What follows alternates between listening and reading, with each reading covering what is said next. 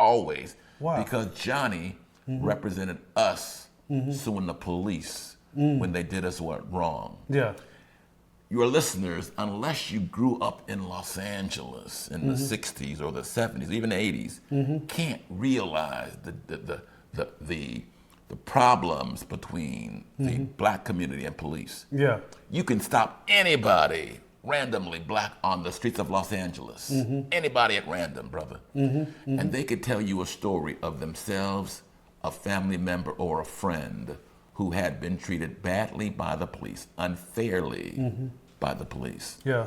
Johnny was our vanguard and our hero who fought against the police in many high-profile cases. Wow. He was my hero. Yeah. And after 5 years at the Federal Public Defender's Office, he gave me an interview for a job. Really? One of my boys, Kevin McKesson, worked there at the time. Wow. And Kevin said, Carl, there's an opening for a bond lawyer. You ought to apply.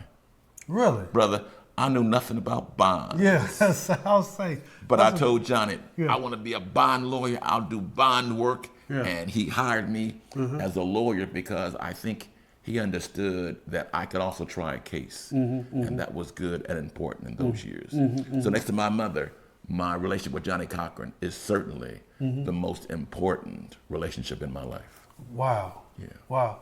I mean, me seeing him, in kind of snippets and then coming to that big realization moment, he was not only iconic, but he was like the equalizer. I hate to use that but that's who he was, and to see you all kind of like on TV, and let me just tell my side of the effect of your work, if you will, because I can remember like it was yesterday.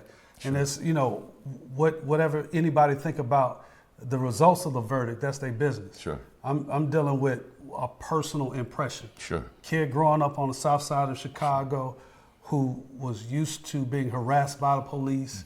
I remember, a side story, I remember coming off of Charles Street, almost namesake street. Coming off, you can't go off Charles unless you run into a cement median or hit somebody. So you have to stop at the stop sign. Cop stopped me, said, "Oh, you didn't stop at the stop sign." I never forget this. I had this old 78 Ford Fairmont. It was so bad that it was Flintstone. You remember, Flintstone? Because I had one foot like this on the side, the other for the gas, because that's why I had, because it was open space, right? This is the car I'm driving. 19, 20 years old. I had a box of Tide detergent and some Clorox bleach in the back, and they want to search my car for drugs. I'm a college student, on the dean's list, but I'm getting searched for drugs. And what saved me, I was able to talk, calm, talking, smooth. Sure. But it was a black sergeant that walked up and said, "Officers, what is the issue here?" "Oh, sir, this is a routine stop."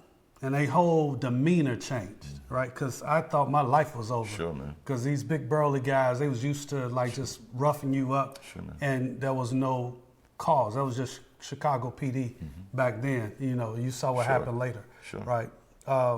So I remember seeing this name come over the TV waves, right? And I'm like, man, if we had somebody like that here, life would be completely different.